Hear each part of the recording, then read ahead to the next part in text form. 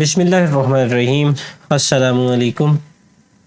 आज का हमारा टॉपिक है जी एटॉमिक साइज और एटॉमिक रेडियस। जैसे कि हम लोग ये जानते हैं कि atom is a small particle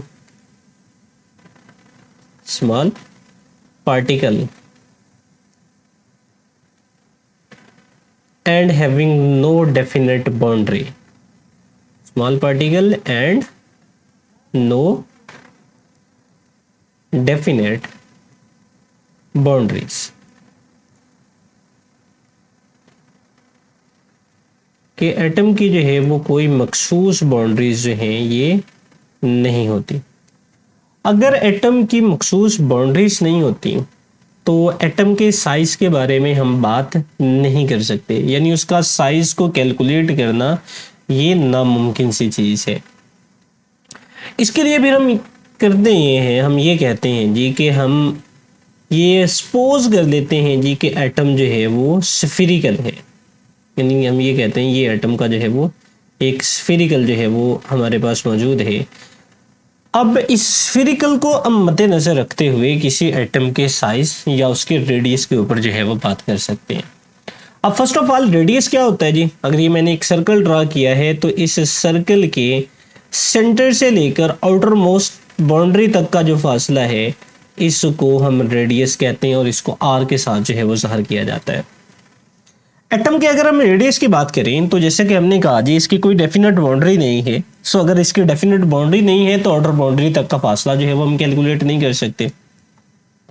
सो फिर इसके लिए हम करते क्या हैं जी, हम दो बॉन्डेड एटम जो है वो लेते हैं।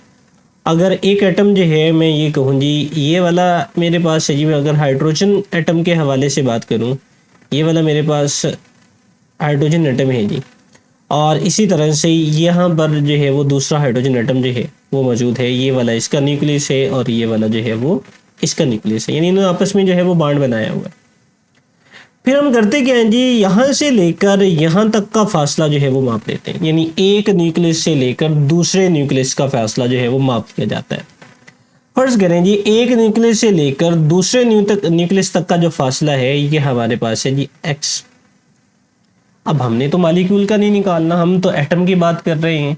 फिर इसके लिए हम क्या करते हैं जी, हम इनका हाफ कर लेते हैं, यानी x जो हमारे पास आया, x पिकोमीटर जो है वो हमारे पास दो न्यूक्लियस के दरमियान में फासला आया। अब क्या करेंगे जी, x को डिवाइड कर देंगे 2 के ऊपर।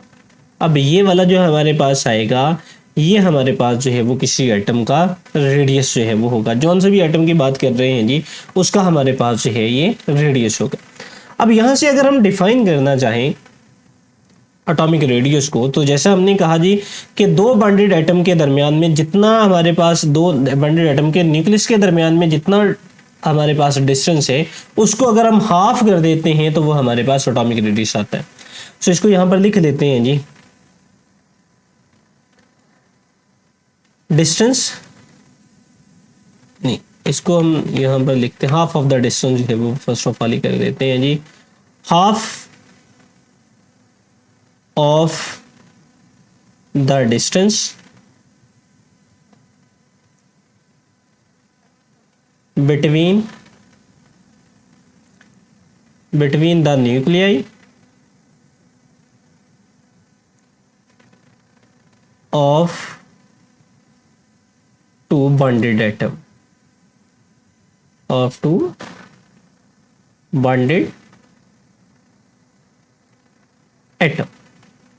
यानी दो बॉन्डेड एटम के दरमियान में, न्यूक्लियस के दरमियान में, न्यूक्लियस के दरमियान में जितना हमारे पास फासला आता है जी इसको हम हाफ कर लेंगे, ये हमारे पास जो है वो एटॉमिक रेडियस आ जाएगा।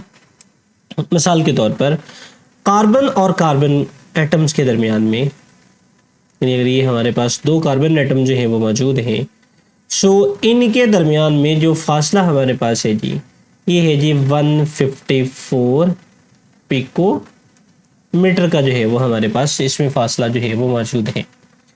अब इसको हम हाफ कर देते हैं जी। हाफ क्या कैसे करेंगे जी, यानी 154 को एवरेज ले लेते हैं जी, 154 को डिवाइड कर देंगे हम 2 के साथ। अगर इसको 2 के साथ हम डिवाइड करें तो ये हमारे पास आता है जी 70 7 पिकोमीटर का जो है ये हमारे पास जो है वो आ जाता है। सो इट्स मीन एक कार्बन एटम का जो एटॉमिक रेडियस है ये हमारे पास जो है वो 77 पिकोमीटर का जो है ये मौजूद है। तो अब हम इसके ट्रेंड के ऊपर बात कर लेते हैं कि एटॉमिक रेडियस जो है ये पीरियोडिक टेबल में हमारे पास इसकी चेंजेस जो है वो किस तरह से आती है। अगर इसके ट्रेंड के ऊपर बात करें तो ट्रेंड में हम ये देखेंगे जी कि विद रिस्पेक्ट टू हम पीरियड बात करेंगे या विद रिस्पेक्ट टू ग्रुप जो है वो बात की जाएगी। सो यहाँ पर लिख लेते हैं जी, इनके ट्रेंड के ऊपर जो है वो हम बात अब करेंगे जी। Trend with respect to period and with respect to group, कि ग्रुप में एटॉमिक रेडियस किस तरह से चेंज होता है और पीरियड में एटॉमिक रेडियस जो है ये किस तरह से चेंज होता है। इसको थोड़ा जो है वो अब ऊपर की तरफ हम ले जाते हैं जी, इसको हम यहाँ पर जो है वो कर देते हैं जी। अब हमारे पास पीरियड में हम ये कहते हैं जी पीरियड टेबल में कि पीरियड में हम मूव करेंगे लेफ्ट टू राइट, लेफ्ट से राइट की तरफ, यानी हॉरिजॉन्टल रोज जो है ये हमारे पास पीरियड कहलाती हैं। अब पीरियडिक टेबल में हम इसका ट्रेंड के ऊपर जो बात करेंगे ये लेफ्ट टू राइट बात करेंगे। और इसी तरह ग्रुप में हम कहते हैं जी, ग्रुप में हम मूव करते हैं टॉप से बॉटम की तरफ, यानी vertical column are called groups. अब अगर मैं पहले पीरियड के एटम की बात करूं तो पहले पीरियड में जो हमारे पास एटम्स दूसरे पीरियड में जो हमारे पास मौजूद हैं इनमें हमारे पास है जी लिथियम, इसके बाद हमारे पास है जी beryllium, then boron, then carbon, इसके बाद नाइट्रोजन, इसके बाद ऑक्सीजन, इसके बाद फ्लोरीन और इसके बाद हमारे पास है जी नियॉन। अब पहले ग्रुप में अगर हम ये देखें हमारे पास इनमें नंबर ऑफ शेल जो है वो सेम रहते हैं। पहली चीज क्या क्या सेम रहती है जी, नंबर ऑफ शेल, यानी पहले एटम से लेकर यानी लिथियम से लेकर नियॉन तक जो है वो शेल्स जो है वो चेंज नहीं होते। मिसाल के तौर पर अगर मैं लिथियम की इलेक्ट्रॉनिक कॉन्फ़िगरेशन लिखूं तो लिथियम की इलेक्ट्रॉनिक कॉन्फ़िगरेशन है जी 1s2 and 2s1, atomic number इसका 3 है। इसके बाद अगर बेरिलियम की लिखी जाए तो बेरिलियम की इलेक्ट्रॉनिक कॉन्फ़िगरेशन मेरे पास आएगी जी 1s2 एंड 2s2। इसी तरह चलते हुए मैं यहाँ पर जो है वो फ्लोरीन की लिख लेता हूँ जी, एंड वाले जो है वो 2-3 एटम्स की लिख लेते हैं। फ्लोरीन की अगर इलेक्ट्रॉनिक कॉन्फ़िगरेशन लिखी जाएगी तो ये मेरे पास आएगा जी 1s2 2s2 and 2p5, atomic number 9 है जी इसका। सो इसकी इलेक्ट्रॉनिक कॉन्फ़िगरेशन बन जाएगी। इसी तरह से अगर नियॉन की इलेक्ट्रॉनिक कॉन्फ़िगरेशन लिखी जाए तो नियॉन की इलेक्ट्रॉनिक कॉन्फ़िगरेशन जो है ये मेरे पास बनेगी जी 1s2 2s2 और 2p6, एटॉमिक नंबर 10 है। सो ये मैंने पहले पीरियड में से कुछ एलिमेंट की इलेक्ट्रॉनिक कॉन्फ़िगरेशन लिखी। अब आप यहाँ पर लिथियम को देखें जी, इसमें भी नंबर ऑफ शेल्स की तादाद 2 है, बेरिलियम में नंबर ऑफ शेल्स की तादाद भी 2 है, फ्लोरीन में भी नंबर ऑफ शेल्स की तादाद 2 है और नियॉन में भी नंबर ऑफ शेल्स की तादाद जो है वो 2 ही है। यानी नंबर ऑफ शेल जो है वो नहीं बढ़ रहे, या मैं यहाँ पर ये कह दूं कि नंबर ऑफ शेल जो है ये कांस्टेंट रहते, कांस्टेंट रहेंगे। सो दूसरी चीज के साथ क्या है जी कि न्यूक्लियर चार्ज जो है वो इंक्रीज होता है। न्यूक्लियर चार्ज जो है ये लेफ्ट टू राइट मूव करते हुए ये इंक्रीज करता है। अब न्यूक्लियर चार्ज क्या है जी, न्यूक्लियस की अपने इलेक्ट्रॉन्स के ऊपर अट्रैक्शन। अब अगर आप लिथियम से नियॉन की तरफ जाएंगे तो नंबर ऑफ प्रोटॉन बढ़ रहे हैं, यानी लिथियम के पास जितना एटॉमिक नंबर होता है जी उतने ही प्रोटॉन है। लिथियम के पास प्रोटॉन की तादाद जो है वो 3 है। इसी तरह से बेरिलियम के पास 4 है। ऑन द वर्ड फ्लोरीन के पास 9 है और नियॉन के पास 10 है। So left to right move करते हुए क्या हुआ जी, न्यूक्लियर चार्ज बढ़ा, नंबर ऑफ शेल कांस्टेंट रहे।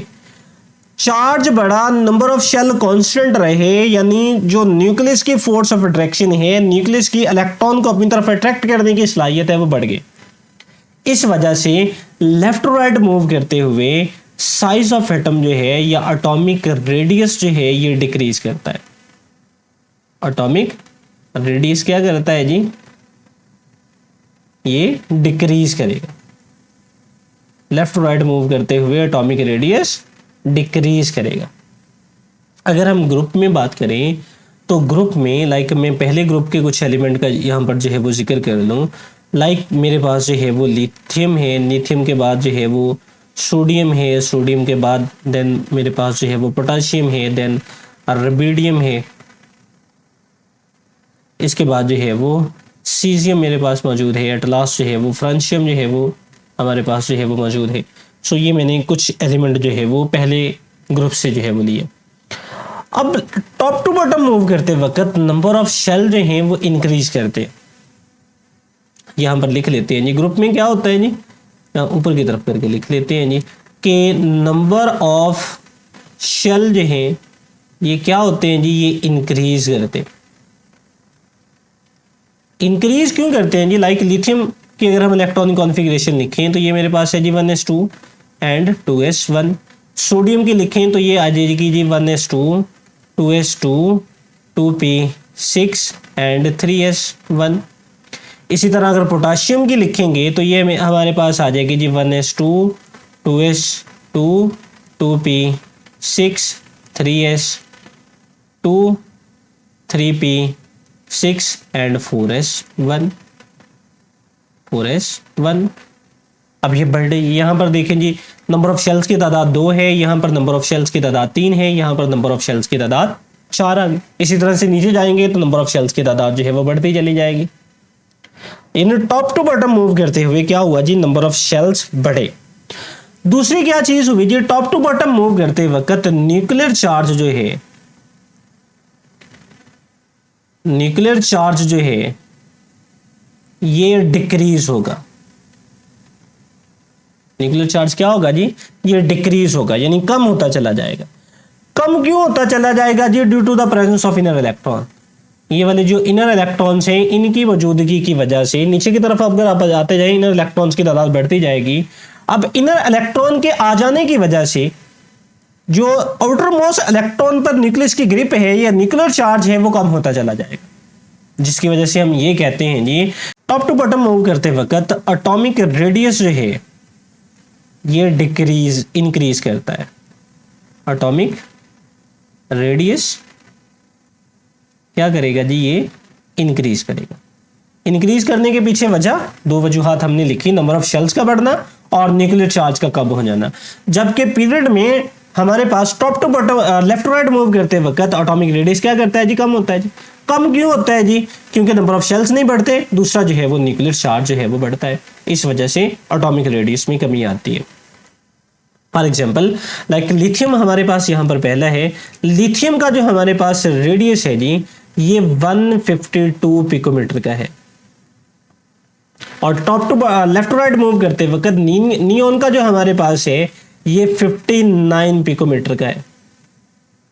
ये देख लें, ये 152 है और मोस्ट राइट पोजीशन पर जो नियोन मौजूद है इसका 59 है, यानी अपने पहले पीरियड के मेंबर से बहुत कम है।